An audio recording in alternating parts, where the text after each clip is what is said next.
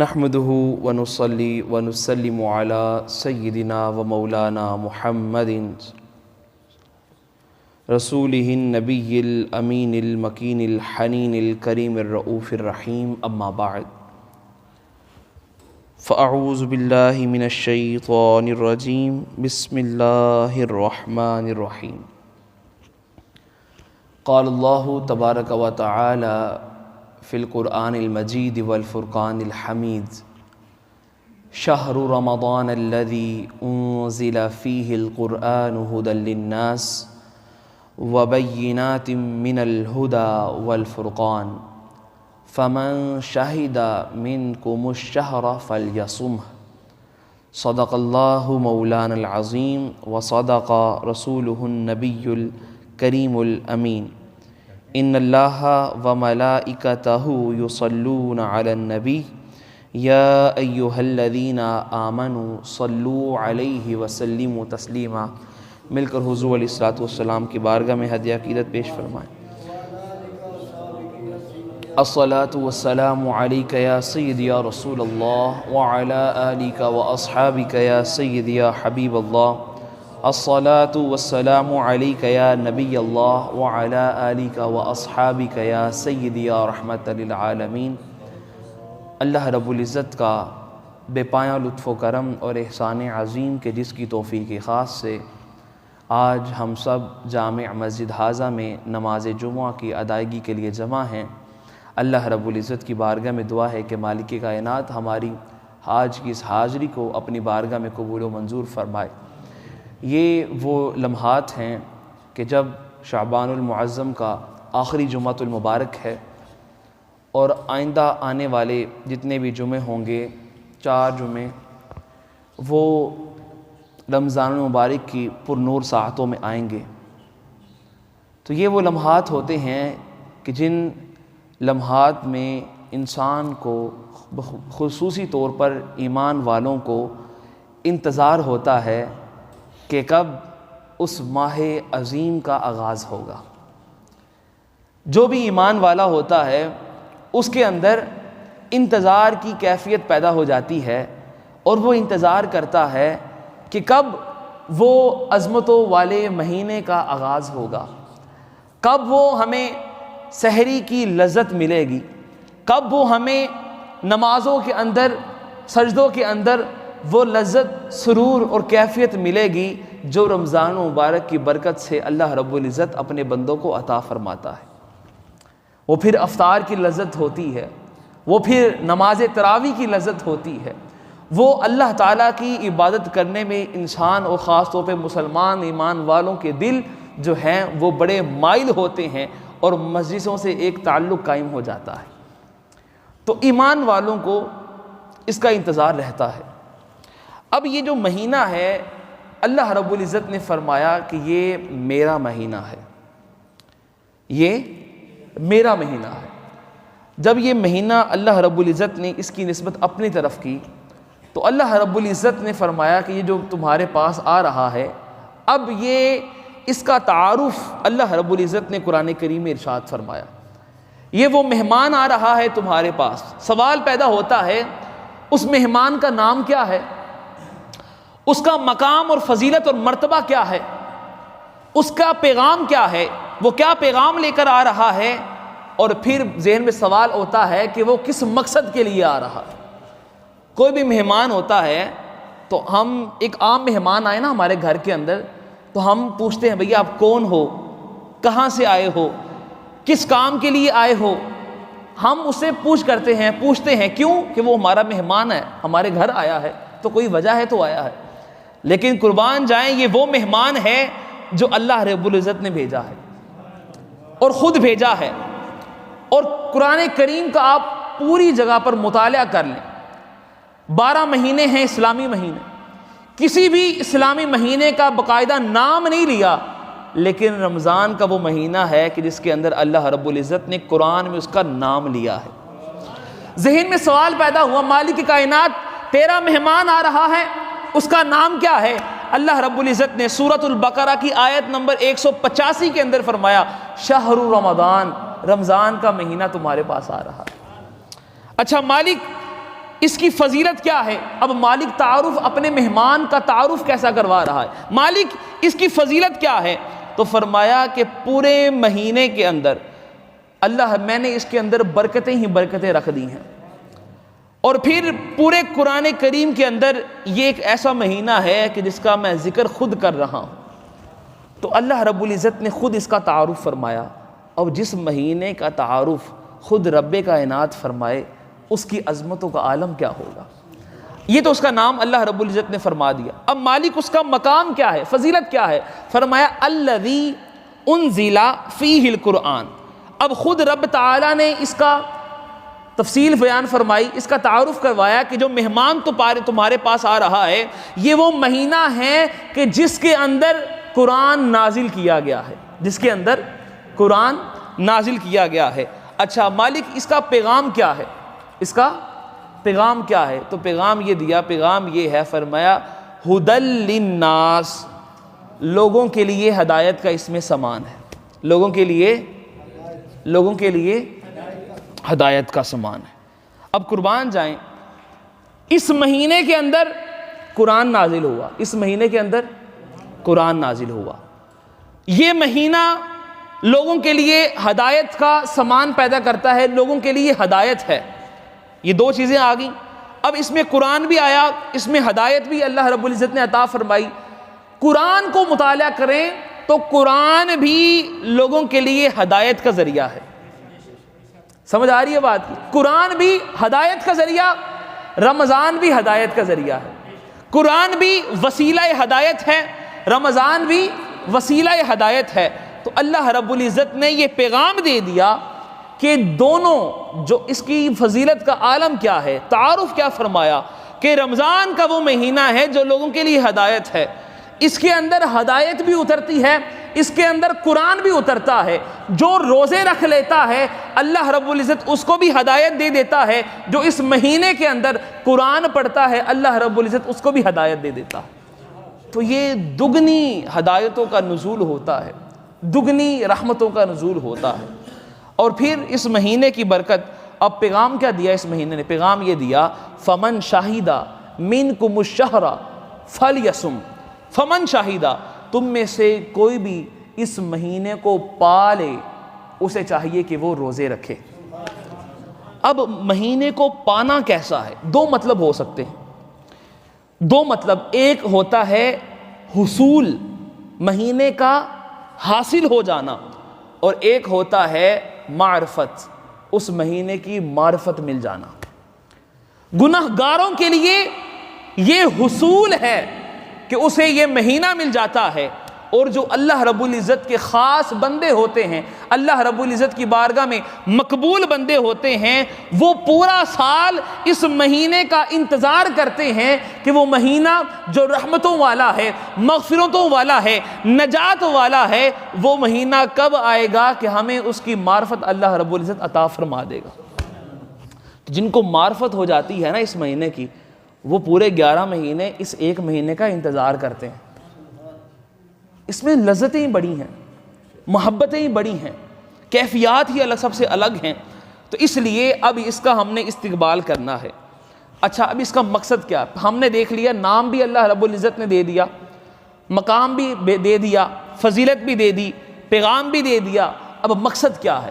یہ مہمان جو تمہارے پاس آ رہا ہے، اس کے آنے کا مقصد یہ ہے، فرمایا لعلکم تتقون، تاکہ تم متقی بن جاؤ، تاکہ تمہارے پاس تقوی کا نور آ جائے، رحمت کا نور آ جائے، برکتوں کا نور آ جائے۔ تو یہ مہینہ تمہیں نور عطا کرنے کے لیے دیا گیا ہے، تاکہ اللہ رب العزت کی بارگاہ سے تمہیں خاص نور اور اس کا فیضان تمہیں مل سکے۔ اب دو باتیں ہیں، یہ اللہ رب العزت کی طرف سے بھیجا گیا مہمان ہے۔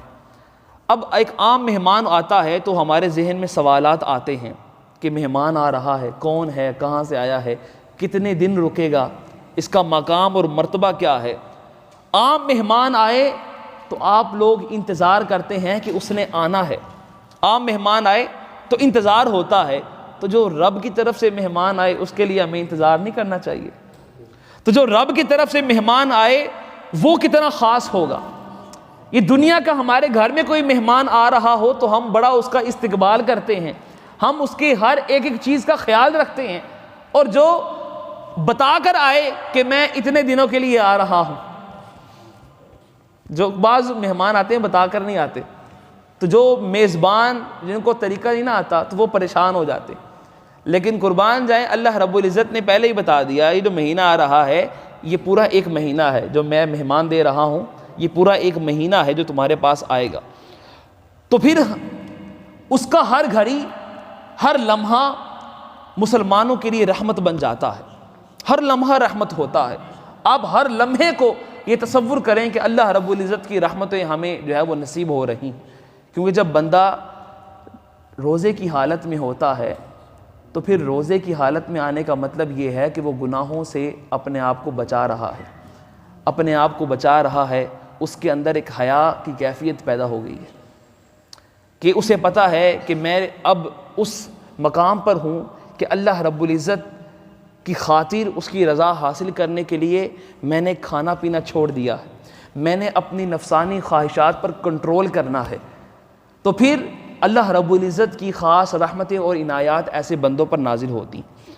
اب بعض اوقات جب عام ہمارے گھر میں مہمان آتا ہے تو مہمانوں کی الگ کیفیات ہوتی ہیں, الگ الگ کیٹیگری کے مہمان ہوتے ہیں. کچھ مہمان وہ ہوتے ہیں جو دروازے پر آتے ہیں اور اپنا کام کروا کے چلے جاتے ہیں. کچھ مہمان وہ ہوتے ہیں کہ جو گھر پہ آتے ہیں آپ ان کو صرف پانی پلاتے ہیں وہ چلے جاتے ہیں. کچھ مہمان وہ ہوتے ہیں کہ جنہیں آپ پانی بھی پلاتے ہیں اور کھانا بھی کھلاتے ہیں وہ چلے جاتے ہیں. کچھ مہمان وہ ہوتے ہیں جنہیں آپ پانی بھی پلاتے ہیں کھانا بھی کھلاتے ہیں اور ان سے کلام بھی کرتے ہیں, یعنی طعام بھی ہوتا ہے کلام بھی ہوتا ہے. اور کچھ مہمان وہ ہوتے ہیں کہ جن کے ساتھ طعام بھی ہوتا ہے کلام بھی ہوتا ہے اور قیام بھی ہوتا ہے. یہ عام مہمانوں کی بات ہے. تو قربان جائیں یہ وہ مہینہ ہے کہ جس کے اندر ہم دیکھتے ہیں کہ سحری بھی ہو رہی ہے, افطاری بھی ہو رہی ہے, کہ جہاں پر آپ کو طعام بھی ملتا ہے کلام بھی ملتا ہے اور پھر وہاں پر آپ کو 30 دن کے لیے قیام بھی ملتا ہے.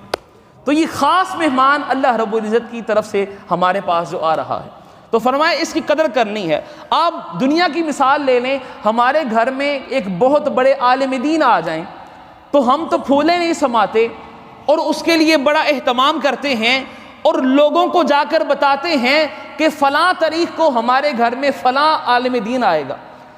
اور جب وہ چلا جاتا ہے تو پورے دنیا میں چرچا کرتے ہیں, ہر جگہ پر چرچا ہو رہا ہوتا ہے کہ یار فلاں جگہ پر اتنے بڑے عالم دین نے آنا تھا اور وہ آئے تھے اور ان کا بڑا اچھا استقبال کیا گیا تھا. تو یہ دنیا کا مہمان ہو عام طور پر اس کے لیے اتنا پروٹوکول دیا جاتا ہے, اور جو رب کی طرف سے خاص مہمان آئے ہمیں اس کے پروٹوکول کا کتنا خیال رکھنا چاہیے. تو اس لیے ماہ رمضان کا ہم نے استقبال کرنا ہے, اور یہ استقبال اس طرح سے کرنا ہے کہ میں آپ کو اس کی 5 خوبیاں گنواتا ہوں اور آپ نے سمجھنا ہے کہ اس کی اہمیت کتنی ہے. عرب کے اندر رمضان کا جب بھی نام لیا جاتا ہے تو کہتے ہیں رمضان کریم. اس کی ایک صفت ہے یہ کریم ہے, عزت والا ہے. سوال پیدا ہوتا ہے یہ مہینہ عزت والا ہے, اس کو بھیجا کس نے ہے؟ تو جس نے بھیجا ہے وہ بھی کریم ہے. جس نے بھیجا وہ کریم, جس کو بھیجا وہ کریم, جس کے ذریعے سے بھیجا وہ بھی کریم ہے. حضور علیہ الصلوۃ والسلام کے ذریعے سے بھیجا, انہ لقول رسول کریم. رسول بھی عزت والا ہے, اللہ بھی عزت والا ہے, رمضان یہ مہینہ بھی عزت والا ہے. تو پھر کس کی عظمتوں کا عالم سمجھیے گا. ہم قرآن کی پہلے عظمت کو دیکھتے ہیں کہ قرآن بھی عزت والا ہے نا, شرف والا کلام ہے. اس کا ایک جز ایک سورت ہے, اس سورت کے بارے میں اللہ رب العزت نے فرمایا کہ جز کی کیفیت کیا ہوتی ہے, یہ سنیے گا. جز کی کیفیت یہ ہے کہ اللہ رب العزت نے فرمایا فَأْتُوا بِسُورَةٍ مِّن مِّثْلِهِ.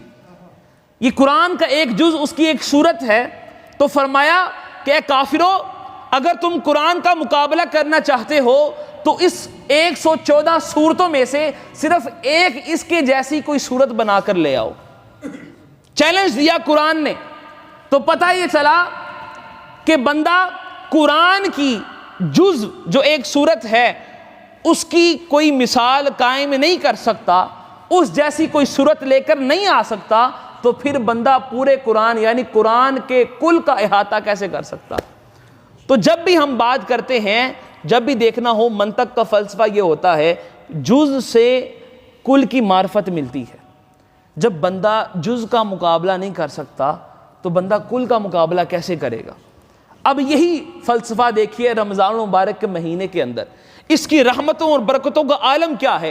اس کے اندر ایک رات ایسی ہے، فرمایا لیلۃ القدر خیر من الف شہر، یہ عزت والی قدر والی رات اس میں ایک ایسی آتی ہے کہ جو 1000 مہینوں سے بہتر ہے۔ ایک رات، رمضان المبارک کی ایک رات 1000 مہینوں سے بہتر ہے، افضل ہے۔ تو جس مہینے کی ایک رات کی فضیلت کا یہ عالم ہوگا، جس مہینے کے جز کا اور فضیلت کا یہ عالم ہے، اس مہینے کے کل راتوں کا فیضان کا عالم کیا ہوگا؟ اس مہینے کی کل راتوں کی فضیلت کا عالم کیا ہوگا کہ اللہ رب العزت ایک رات کے بارے میں یہ فرمائے کہ جو 1000 مہینوں سے بہتر ہے، تو اس کی ہر رات کی فضیلت کا عالم کیا ہوگا؟ جب بندہ جز کی حیثیت کو نہیں سمجھ سکتا تو پھر کل کی فضیلت کو کیسے سمجھ سکے گا؟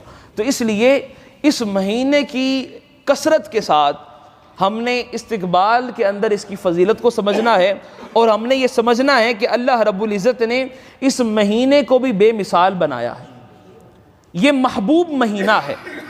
اور پھر اس کی دوسری صفت ہے حبیب، اور حبیب بھی کیسا؟ دائمی حبیب ہے۔ یہ اللہ رب العزت کا چونکہ مہینہ ہے تو اللہ رب العزت کے محبوب کے بھی محبوب کا یہ مہینہ ٹھہرا، یعنی کہ اللہ کا جو محبوب ہے حضور علیہ الصلوۃ والسلام، اس کا بھی محبوب مہینہ یہ رمضان المبارک ہے۔ تو جو رمضان سے محبت کرتا ہے رمضان کے مہینے کے لیے، تو اللہ رب العزت اس کو قیامت تک کے لیے اس کا فیضان اور اس کی برکتیں عطا فرما دیتا ہے۔ یہ ایک مہینے کی فضیلت کا یہ عالم ہے۔ ویسے تو اللہ رب العزت کے 12 کے 12 مہینے ہیں، یہ زمانہ سارا اللہ تعالیٰ کی طرف سے ہے، لیکن جب جسے اللہ رب العزت خاص کر دے کہ یہ میرا مہینہ ہے تو پھر اس کی رحمتوں اور فضیلتوں کا عالم کچھ اور ہی ہوتا ہے۔ اچھا، تیسری فضیلت یہ ہے، یہ مہینہ جواد ہے۔ یہ مہینہ کیا ہے؟ جواد ہے، سخی مہینہ ہے۔ ہم دیکھتے ہیں اس مہینے کے اندر اللہ رب العزت نے سخاوت کے دروازے کھول دیے ہیں، جہنم کے دروازے بند کر دیے ہیں، شیطان کو پابند سلاسل کر دیا ہے۔ اب دیکھنا یہ ہے کہ جواد کس طرح سے ہے۔ اس مہینے کی فضیلت کا عالم یہ ہے، سخاوت کا عالم یہ ہے، بندہ پڑھتا نفل ہے، ثواب فرضوں کے برابر ملتا ہے۔ اچھا، بندہ ابھی نفل پڑھ رہا ہے، ثواب فرضوں کے برابر مل رہا ہے، تو سوچئے گا جب بندہ فرض پڑھے گا تو اس کو ثواب کتنا ملے گا۔ اس کے بارے میں فرمایا اس کو بندہ فرض ایک پڑھتا ہے، اس کو ملٹی پلائی کر دو 70 کے ساتھ، ایک فرض پڑھنے کا ثواب 70 گنا زیادہ ہے جو اس کو اللہ رب العزت عطا فرما دیتا ہے۔ تو اس لیے رحمتوں کے دروازے کھول دیے جاتے ہیں۔ اور پھر چوتھی اس میں جو صفت ہے وہ یہ ہے کہ یہ نعیم ہے، یہ رمضان کا مہینہ نعمت والا مہینہ ہے۔ ہم نعمت والا مہینہ سے مطلب یہ ہے کہ ہم دیکھتے ہیں عام مہینے میں ہمیں وہ چیز کھانے کو نہ ملتی ہے، نہیں ملتی، لیکن رمضان مبارک کا مہینہ ایسا ہے جب آتا ہے تو دسترخوان سج جاتے ہیں۔ اچھا، لوگوں کے دل کے اندر خود بخود سخاوت آ جاتی ہے۔ مہنگائی والی بات ایک طرف، اس کی طرف بعد میں آئیں گے، لیکن جو افورڈ کر سکتے ہیں اللہ رب العزت ان کے دل میں سخاوت کرنے کی ان کے اندر نیت آ جاتی ہے اور دسترخوان سج جاتے ہیں۔ ہم دیکھتے ہیں دسترخوان کے اوپر طرح طرح کے پھل ہوتے ہیں، اور یہ پھلوں کی اللہ رب العزت کی طرف سے عطا کردہ خاص نعمت ہے۔ ہم دیکھتے ہیں کہ اللہ رب العزت نے دل کے اندر یہ سخاوت ڈال دی اس مہینے کی برکت کے عالم کی وجہ سے۔ اچھا، یہ مہینہ طبیب بھی ہے، اس کی ایک صفت کیا ہے؟ طبیب ہے۔ وہ طبیب یہ اس طرح سے ہے کہ سائنسدان جدید ریسرچ کر رہے ہیں اس کے حوالے سے، اور یہ کہتے ہیں کہ مسلمانوں کے اندر جو کینسر ہے خاص طور پر معدے کا، وہ بڑا کم پایا جاتا ہے۔ اس کی وجہ یہ ہے کہ جو جسم ہے وہ ایک مشین کی طرح جب کام کرتا ہے تو ہم 11 مہینے جب ہم ایک روٹین کے ساتھ جو کچھ آ رہا ہے ہم کھائے جا رہے ہیں تو اس مشین کو بھی ریلیکسیشن چاہیے۔ تو جب بندہ روزہ رکھتا ہے، اپنے آپ کو بھوک اور پیاس سے گزارتا ہے، تو جو پچھلی جتنی بھی بیماریاں ہوتی ہیں، معدے کے امراض ہوتے ہیں، وہ آہستہ آہستہ ختم ہونا شروع ہو جاتے ہیں۔ یہ جتنی بھی بیماریاں ہیں ان میں سے 90% سے زائد جو ہے وہ معدے کی وجہ سے جنم لیتی ہیں، معدے کی وجہ سے۔ جب بندہ اپنے معدے کو اس حوالے سے ٹھیک کرتا ہے تو اللہ رب العزت نے اس مہینے کی برکت میں یہ خاص چیز رکھی ہے کہ انسان کا نظام انہضام بھی ٹھیک ہو جاتا ہے، درست ہو جاتا ہے۔ پھر اس کے بعد بڑی کمال کی بات یہ دیکھتے ہیں کہ بندہ صبح سحری کرتا ہے اور افطار تک پیاس اور بھوک برداشت کرتا ہے، جب مغرب سے لے کر عشاء تک کچھ نہ کچھ کھاتا ہے تو پھر اس کے ہضم کرنے کے لیے اللہ رب العزت نے تراویح کا سسٹم بھی رکھ دیا کہ بندہ 20 رکعت تراویح پڑھتا ہے، تراویح پڑھنے کے بعد وہ جو سارا دن اس نے ایک کام کیا ہوتا ہے، بندہ پڑھتا نماز ہے، یہ آپ اپنے ایمان سے پوچھئے گا کہ بندہ جو ایمان والا ہوگا نا، جو قرآن سے محبت کرنے والا ہوگا، وہ 20 کی جگہ 40 بھی پڑھ لے گا نا، وہ تھکے گا نہیں۔ ایمان کی حلاوت ہی ایسی ہوتی ہے جو تھکنے نہیں دیتی، ایمان کی محبت ہی ایسی ہوتی ہے جو تھکنے نہیں دیتی انسان کو۔ کیوں؟ اسے پتہ ہے کہ میں جس کی خاطر پڑھ رہا ہوں وہ مجھے دیکھ بھی رہا ہے، مجھے سن بھی رہا ہے۔ اور پھر وہ کثرت نہیں چاہتا کہ کثرت ہو، وہ دیکھتا یہ ہے کہ اس کے اندر کوالٹی کتنی ہے، معیار کتنا ہے، کہ جو کس خلوص کے ساتھ یہ میری بارگاہ میں اپنی حاضری پیش کر رہا ہے۔ تو پھر اب یہ مہینہ جب آ گیا ہے تو ہم نے اس نقطۂ نظر سے بھی دیکھنا ہے کہ ہم نے اس کو کیا پیش کرنا ہے۔ مہمان ہمارے پاس آ گیا، اور مہمان جب ہمارے پاس آیا ہے تو ہمارے لیے رحمتیں بھی لے کر آ رہا ہے، ہمارے لیے برکتیں بھی لے کر آ رہا ہے، ہمارے لیے مغفرت بھی لے کر آ رہا ہے۔ اب سوال یہ پیدا ہوتا ہے، یہ اللہ رب العزت کی طرف سے مہمان آ رہا ہے، ہم نے اس کو کیا پیش کرنا ہے؟ جب بھی کوئی مہمان آتا ہے نا تو اس کے دل میں ایک سوال ہوتا ہے کہ اب میں آؤں گا تو یہ جو لوگ ہیں، جو میرا میزبان ہے، میرے ساتھ کس طرح سے پیش آئے گا، میرے ساتھ کس طرح سے رویہ اختیار کرے گا۔ تو یہ جو خدا کا مہمان آ رہا ہے، اس کو ہم نے دل میں جگہ دینی ہے، اس کے لیے ہم نے اپنے دل کو صاف کرنا ہے۔ جب آپ کو پتا ہو کہ بڑا ہمارے گھر میں کوئی خاص مہمان آ رہا ہے تو آپ جب شادی کا چلو ماحول ہو تو آپ اپنے گھر کی صفائی کرواتے ہیں، اپنے گھر کو ڈیکوریٹ کرتے ہیں، سجاتے ہیں، ڈیکوریشن کرتے ہیں، جو چیز خراب ہے اس کو ٹھیک کرواتے ہیں۔ کیوں؟ آپ کو پتا ہوتا ہے کہ بڑا عظیم مہمان آ رہا ہے، مہمان آئے گا تو وہ کیا سوچے گا کہ یہ میری انہوں نے کوئی قدر نہیں کی، تو یہ کس طرح کے لوگ ہیں۔ تو رمضان چونکہ اللہ کی طرف سے ہے اور مہمان بن کر آ رہا ہے، تو اس کے لیے ہم نے اپنے دلوں کو صاف کرنا ہے، اس کے لیے ہم نے اپنی آنکھوں کو پاک کرنا ہے، اس کے لیے ہم نے اپنے ہاتھوں کو پاک کرنا ہے، اپنے قدموں کو پاک کرنا ہے، یعنی کہ ہمارے وجود جو ظاہری طور پر ہے اس کو بھی صاف کرنا ہے، جو باطنی طور پر ہے ہم نے اس کو بھی صاف کرنا ہے۔ یعنی کہ ہم نے اپنی آنکھوں کو سجانا ہے قرآن کے نور سے، ہم نے اپنے کانوں کو سجانا ہے قرآن کی تلاوت سن کر، ہم نے اپنی زبان کو سجانا ہے قرآن کی تلاوت کر کے، اللہ کے ذکر سے، اللہ کے ذکر کے نور سے ہم نے اپنی زبان کو سجانا ہے، ہم نے اپنے ہاتھوں کو سجانا ہے اللہ رب العزت کے قرآن کو پکڑ کر، اللہ رب العزت کی بارگاہ میں حاضر ہو کر نماز پڑھ کے ہم نے اپنے ہاتھوں کو سجانا ہے۔ اچھا، ہم نے اپنے قدموں کو سجانا ہے کہ ہم چل کر جا رہے ہیں اللہ تعالیٰ کی بارگاہ میں پیش ہونے کے لیے، 5 وقت مسجد میں حاضری دینی ہے، ہم نے اپنے قدموں کو سجانا ہے۔ تو اس لیے ہمارا ظاہر بھی پاک ہو جائے، ہمارا باطن بھی پاک ہو جائے، پھر اس مہمان کو آپ دل میں جگہ دیں، یہ مہمان آئے گا آپ سے خوش ہو کر جائے گا، آپ سے خوش ہو کر جائے گا۔ لیکن جب یہ آپ کے پاس 30 دن رکے گا نا، اور جو آخری دن ہوگا تو آپ کا دل نہیں کرے گا کہ یہ مہمان ہمارے پاس سے چلا جائے۔ کیوں؟ اس مہمان نے آ کر آپ کے دل کو بھی پاک کر دیا ہے، آپ کے ظاہر کو بھی پاک کر دیا، ظاہر کو بھی پاک کر دیا، باطن کو بھی پاک کر دیا۔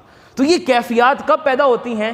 جب بندہ اس کو اللہ رب العزت کی طرف سے بھیجا گیا مہمان سمجھتا ہے اور اس کی قدر کرتا ہے۔